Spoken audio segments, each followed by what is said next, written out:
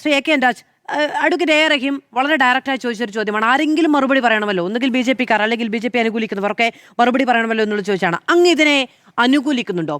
ദില്ലി പോലീസിന് ഇങ്ങനെ ഒരു പ്രക്ഷോഭ രംഗത്ത് ഈ AI ടൂളുകൾ ഉപയോഗിക്കാനും അതിന് പുറത്തുനിന്നുള്ള 2 കമ്പനികളെ ഔട്ട്സോഴ്സ് ചെയ്യാനും ഈ ടൂളുകൾ ഉപയോഗിക്കാനും ഇനി അതിനപ്പുറത്തേക്ക് ഈ തരത്തിലുള്ള അനുവാദമില്ലാത്ത ആയുധങ്ങൾ ഉപയോഗിക്കാനുമുള്ള അധികാരമുണ്ടോ?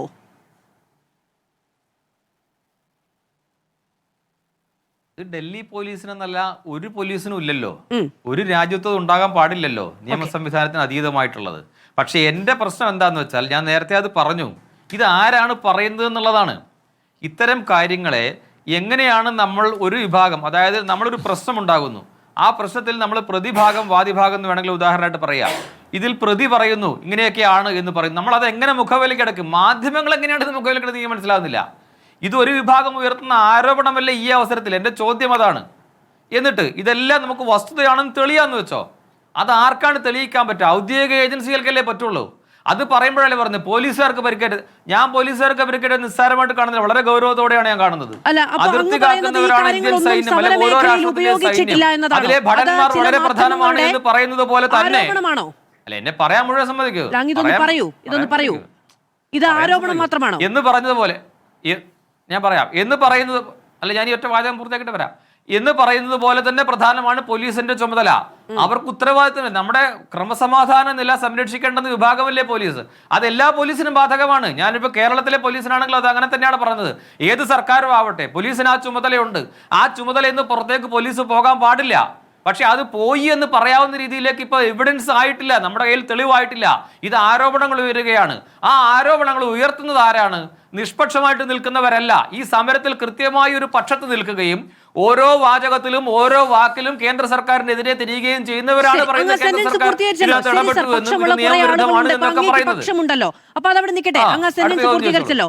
ദില്ലി പോലീസോ ബീഹാർ പോലീസോ സമരരംഗത്ത് AK-47 പെല്ലറ്റ് ഗണ്ണോ ഈ AI ടൂളുകളോ ഉപയോഗിച്ചിട്ടില്ല. അത് ആരോപണങ്ങൾ മാത്രമാണ് എന്നാണോ അങ്ങ് പറയുന്നത്? ഇപ്പോഴത്തെ സാഹചര്യത്തിൽ അങ്ങനെ കാണുകയാണ് എനിക്ക് നിർവാഹമുള്ളൂ. കാരണം അത് പറയേണ്ടത്, അങ്ങനെയാണ് എന്ന് പറയേണ്ടുന്നത് ഒരു ഔദ്യോഗിക ഏജൻസിയാണ്. നമ്മുടെ നിയമ സംവിധാനമോ ഒക്കെയാണ് അത് പറയേണ്ടത്.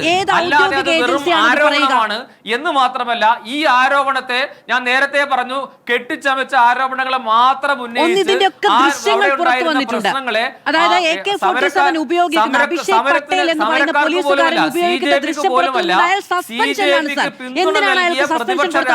കക്ഷികൾക്ക് അനുകൂലമായ സാഹചര്യം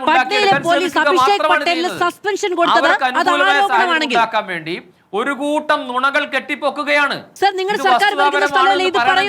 ഇതിൽ ഉൾപ്പെട്ടവർ പറഞ്ഞാൽ എന്തിനാണ് AK-47 ഉപയോഗിച്ചു എന്ന ആരോപണത്തിൽ അഭിഷേക് പട്ടേൽ എന്ന് പറയുന്ന പോലീസ് ഉദ്യോഗസ്ഥന് സസ്പെൻഷൻ കൊടുത്തത്? അങ്ങനെയാണല്ലോ ചെയ്യുക. സംശയം വന്നു കഴിഞ്ഞാൽ എല്ലാ പോലീസ് ഉദ്യോഗസ്ഥരെയും അങ്ങനെ ഒരു സംശയത്തിന്റെ പേരിൽ ഒരു പോലീസ് ഉദ്യോഗസ്ഥനും സസ്പെൻഷൻ കൊടുക്കില്ല. ദൃശ്യങ്ങളടക്കം പുറത്തു വന്നതിന്റെ പേരിലാണ് സസ്പെൻഷൻ. 3 പേർ പരിക്കേറ്റ് ചികിത്സയിലുള്ളതിന്റെ പേരിലാണ് സസ്പെൻഷൻ. അതേക്കുറിച്ച് ഇതിൽ ദൃശ്യങ്ങൾ വന്നു. മറ്റൊന്നിൽ മറ്റൊരു കാര്യം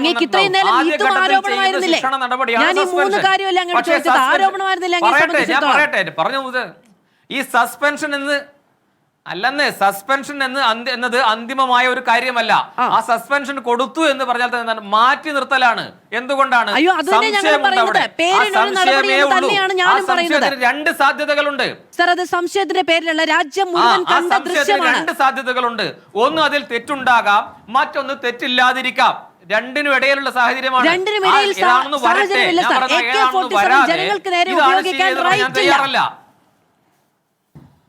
ഉണ്ടെങ്കിൽ അങ്ങ് പറയൂ, ഉണ്ടോ?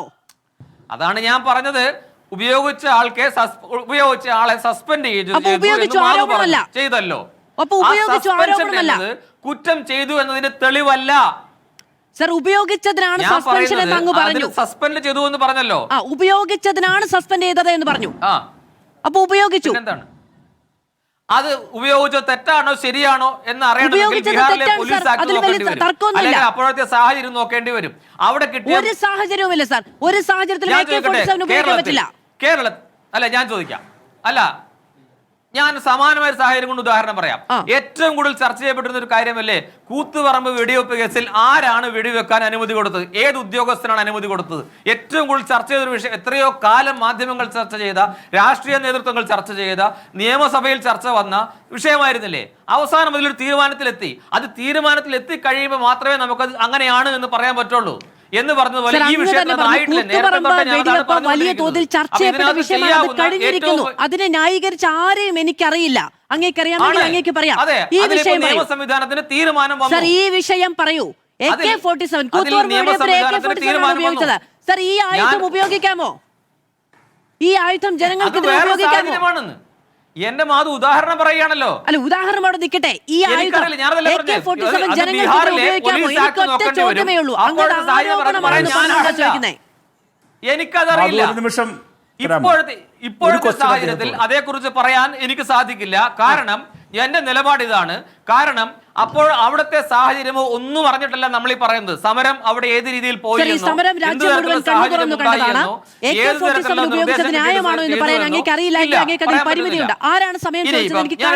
പറയാം. ഒരു കാര്യം കൂടെ ഞാൻ പറയാം. കേരളത്തിലെ സാഹചര്യത്തിലാണെങ്കിൽ പോലീസ് AK-47 പോലുള്ള തൂക്കുകൾ കൈകാര്യം ചെയ്യാറില്ല. പക്ഷേ ഈ ബീഹാറിലെ സാഹചര്യം എന്താണെന്നുള്ളത് അത്രത്തോളം അടുത്ത് നിരീക്ഷിക്കാൻ എന്നെ കൊണ്ട് സാധിച്ചിട്ടില്ല. ബീഹാർ പോലീസ് ഈ രീതിയിലൊരു പ്രവർത്തനം നടത്തി എന്നുള്ള സാഹചര്യം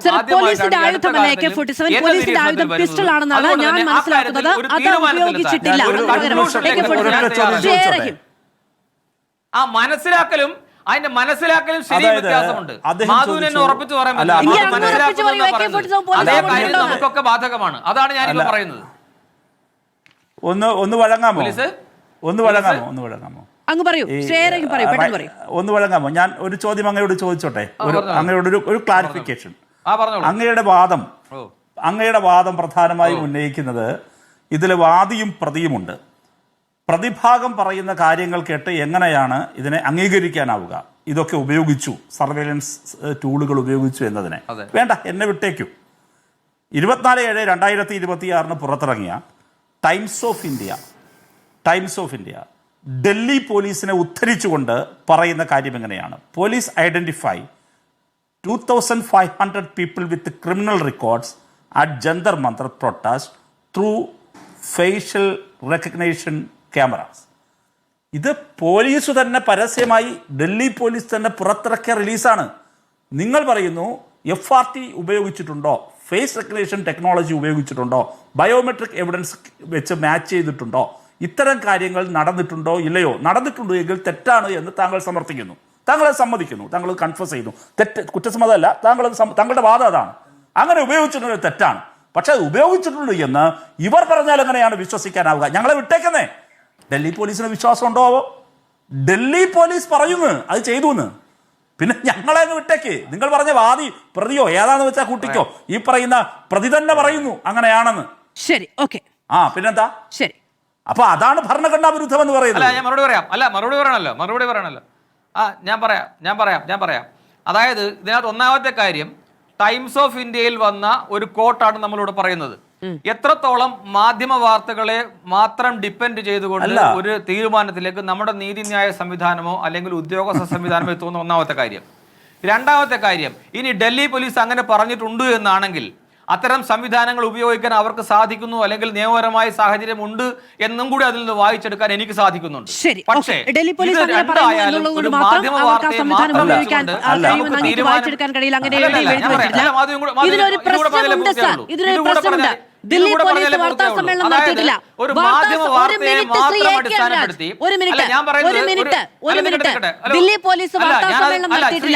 പ്രധാനപ്പെട്ട ഉത്തരവാദിത്തപ്പെട്ട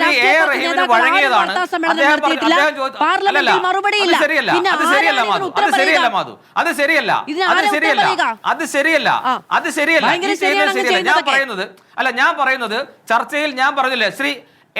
റഹീം ചോദിക്കുന്ന ചോദ്യം ഞാൻ ഭംഗിയായി കേട്ടു. ഞാൻ അവരോട് പ്രതികരിക്കുകയാണ്. അപ്പോൾ ഞാൻ പറയുന്നത്, ഒരു മാധ്യമ റിപ്പോർട്ടിനെ മാത്രം അടിസ്ഥാനമാക്കി നമുക്ക് തീരുമാനമെടുക്കാവുന്ന സംവിധാനം നമ്മുടെ രാജ്യത്ത് ഉണ്ടായിരുന്നെങ്കിൽ എന്തെന്ത് മാധ്യമ വാർത്തകൾ ഏതൊക്കെ തരത്തിൽ വരുന്നുണ്ട്. ഞാൻ പറയുന്നത് ടൈംസ് ഓഫ് ഇന്ത്യയിൽ വന്നതിന് മാധ്യമത്തെ അതുകൊണ്ട് കോട്ടാണ് ഡൽഹി പോലീസ് അല്ല, ഡൽഹി പോലീസ് ആർക്ക് കൊടുത്തു? ഡൽഹി പോലീസ് ആർക്ക് കൊടുത്തു? ടൈംസ് ഓഫ് ഇന്ത്യയുടെ റിപ്പോർട്ടർ കൊടുത്തതാ. ടൈംസ് ഓഫ് ഇന്ത്യയുടെ റിപ്പോർട്ടർ കൊടുത്തതാണ്. ടൈംസ് ഓഫ് ഇന്ത്യയുടെ റിപ്പോർട്ടർ കൊടുത്ത കോട്ടാണ് അങ്ങ് പറഞ്ഞത്. What you quoted is what has been reported by Times of India. So, according to the information that you gave, it is nothing but a report prepared by a reporter of Times of India. Times of Indiaയുടെ പത്രപ്രവർത്തകൻ തയ്യാറാക്കിയ റിപ്പോർട്ടാണ്. അപ്പൊ അതൊരു മാധ്യമ റിപ്പോർട്ടായിട്ടാണ് താങ്കൾ തന്നെ അവതരിപ്പിച്ചത്. ആ റിപ്പോർട്ടിനെ വിശ്വസിക്കുന്നതിന് എന്തെന്ത് പരിമിതികൾ ഒരു അഭിഭാഷകൻ എംപിയുമായ അങ്ങേക്ക് വളരെ നന്നായിട്ട് അറിയാമെന്ന് എനിക്കറിയാം. അല്ല, അത് വളരെ അതിനപ്പുറം എന്ത് തെളിവാ അങ്ങ് നിരത്തിയത്? വഴങ്ങുമോ എന്ന് ചോദ്യമില്ല. വഴങ്ങുമോ എന്ന് ചോദിച്ചുകൊണ്ട് അങ്ങ് ചോദിച്ച ചോദ്യം ഇതാണ്. അതായത് ടൈംസ് ഓഫ് ഇന്ത്യയുടെ റിപ്പോർട്ടിനെ അടിസ്ഥാനപ്പെടുത്തിയാണ് പറഞ്ഞത്. ആ ടൈംസ് ഓഫ് ഇന്ത്യയുടെ റിപ്പോർട്ടിന്റെ ആധികാരികത ടൈംസ് ഓഫ് ഇന്ത്യയുടെ റിപ്പോർട്ടർ എഴുതിയെന്നും ടൈംസ് ഓഫ് ഇന്ത്യയുടെ എഡിറ്റോറിയൽ ഡെസ്ക് അത് ക്ലിയർ ചെയ്ത് വിട്ട് അച്ചടിച്ചു എന്നുള്ളതേ ഉള്ളൂ. അത് ഒരു പ്രമുഖ മാധ്യമമായതുകൊണ്ട് ദില്ലി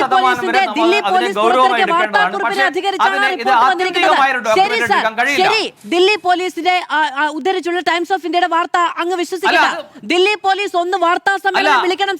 ഇനി ഞാനും കൂടെ പറയട്ടെ, ശ്രീ എ കെ രാജ അങ്ങ് മാത്രം പറഞ്ഞാൽ മതിയല്ലോ. ഇത്രയും നേരം കേട്ടില്ലേ? ഇനി പറയട്ടെ, ദില്ലി പോലീസ് ഒന്ന് വാർത്താ സമ്മേളനം വിളിക്കണം, അല്ലെങ്കിൽ ആഭ്യന്തരമന്ത്രി അമിത്ഷാ മാധ്യമങ്ങളോട് ചോദിക്കുന്നതിന് മറുപടി പറയണം, അല്ലെങ്കിൽ ദില്ലിയുമായി ബന്ധപ്പെട്ട് ഏതെങ്കിലും ഒരു രാഷ്ട്രീയ നേതാക്കൾ വാർത്താ സമ്മേളനം വിളിക്കണം, അല്ലെങ്കിൽ പാർലമെന്റിൽ മറുപടി പറയണം. ഇതൊന്നുമില്ല, ഉദ്ധരിച്ച് വാർത്തയും കൊടുക്കാൻ പറ്റില്ല. അങ്ങനെയാണ് ഞങ്ങൾ വിശ്വസിക്കില്ല. വിശ്വസിക്കണ്ടേ സാർ?